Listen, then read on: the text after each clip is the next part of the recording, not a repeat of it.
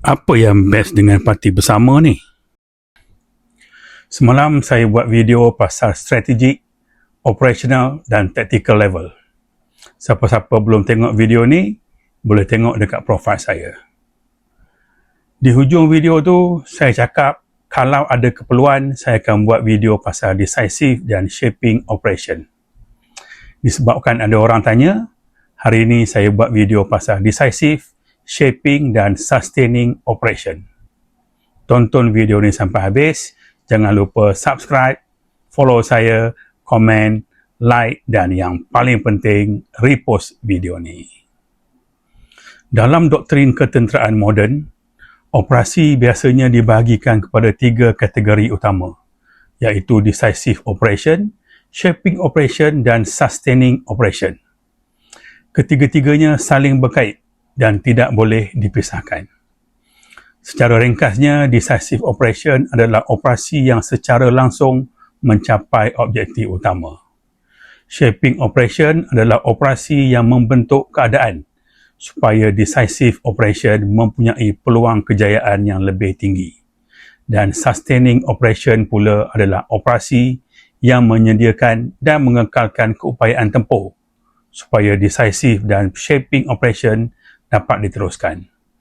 Sustaining operation merentasi keseluruhan operasi kerana fungsinya ialah memastikan semua operasi dapat diteruskan.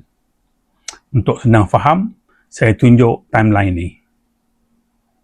Untuk senang ingat, shaping operation adalah membina keadaan untuk berjaya. Decisive operation adalah melaksanakan tindakan yang menentukan kejayaan. Sustaining operation adalah mengekalkan keupayaan sebelum, semasa dan selepas operasi. Sekarang kita ambil contoh parti bersama. Dalam video semalam, saya bagi tahu bahawa decisive operation adalah PRU-17. Objektif utama adalah menang PRU-17. Selepas Parlimen dibubarkan untuk menghadapi PRU-17 nanti, itu adalah masa decisive operation. Masa tu nanti kita berkempen habis-habisan untuk menang PRU. Sekarang kita dalam shaping operation. Kita ada 5 atau 6 tahun untuk membentuk keadaan supaya peluang kejayaan yang lebih tinggi pada PRU-17 nanti. Apa yang perlu kita buat dalam shaping operation?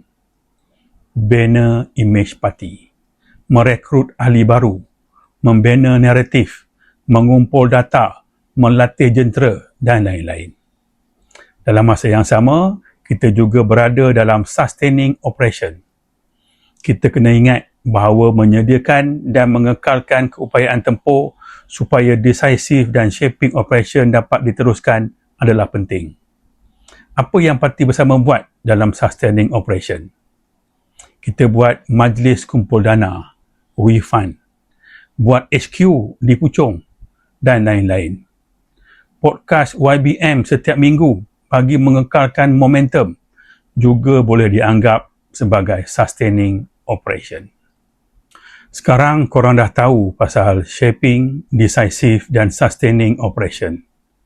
Mesti korang nak tahu yang mana lebih penting. Jawapannya semua sama penting sebab berkait rapat antara satu sama lain.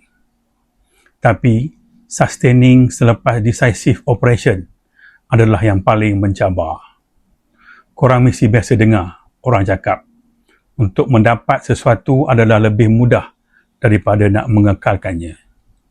Nak kuruskan badan senang, tapi nak maintain selepas kurus lagi mencabar. Contoh yang lagi nyata yang akan buat ceplos-ceplos panas telinga adalah Pakatan Harapan selepas menjadi kerajaan. Selepas menjadi kerajaan, Pakatan Harapan gagal dalam ujian kuasa. Sustaining operation fail. Saya tahu korang mesti tertanya-tanya, kalau Pakatan Harapan pun gagal dalam ujian kuasa, apa jaminan parti bersama juga tidak gagal? Terus terang saya katakan bahawa tiada jaminan parti bersama tidak gagal dalam ujian kuasa.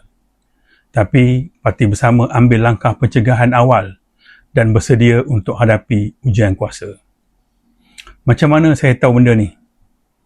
Sebab masa sesi dialog bersama saudara Nick Nazmi pada 17 Jun lepas, saya ada tanya soalan ni. Tak percaya, boleh dengar. Assalamualaikum dan salam sejahtera. Saya Major Faizali bin Zulkifli, berumur 52 tahun. Saya telah bersara dalam perkhidmatan pada 2015. Seperti mana yang kita semua sedia maklum, YB, semua parti yang telah menjadi kerajaan dikatakan gagal dalam ujian kuasa lah. Gagal dalam ujian kuasa, dan saya percaya semua orang ataupun ramai orang kecewa ataupun terkejut apabila PKR pun gagal dalam ujian kuasa. Dan saya pun telah menjadi ahli parti bersama, sebab saya yakin satu hari nanti parti bersama pun akan jadi kerajaan. Soalan saya,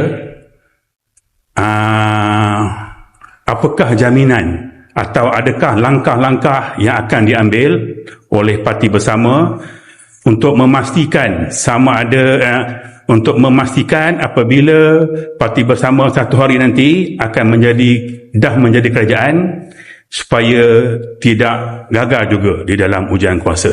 Terima kasih. Saya rumuskan jawapan saudara Nick Nazmi kepada soalan saya tadi. Salah satu punca gagal dalam ujian kuasa adalah berebut jawatan sampai sanggup guna duit. Lepas tu sumbangan dana politik. Korang ingat, orang saja-saja ke nak bagi sumbangan? Sebab tu parti bersama buat struktur organisasi mendata atau flat organisation. Tak ada ketua cabang atau ketua bahagian. Tak ada nak rebut-rebut jawatan. Kutipan dana pun buat sendiri. Semua ni adalah salah satu cara pencegahan awal dan untuk menghadapi ujian kuasa. Sebelum saya join parti bersama, memang saya dah kaji dan fikir masak-masak. Sebab ini adalah parti pertama saya. Andai kata ada perkara yang saya terlepas pandang, korang tolong komen dekat bawah. InsyaAllah saya akan respon. Kalau saya tak boleh jawab, saya janji saya akan tanya pada saudara Rafizi Ramli atau saudara Nick Nazmi. Tadi saya bagi tahu dalam shaping operation kena merekrut ahli baru kan? Saya mohon korang semua kecuali ceplos-ceplos untuk sertai parti bersama. Boleh scan QR code yang saya tunjuk ni. Akhir sekali, operasi hebat bukan bermula dengan serangan, tetapi dengan persediaan dan berakhir dengan sokongan berterusan. Semoga jumpa di video-video akan datang. Terima kasih. Assalamualaikum dan salam sejahtera. Bye-bye.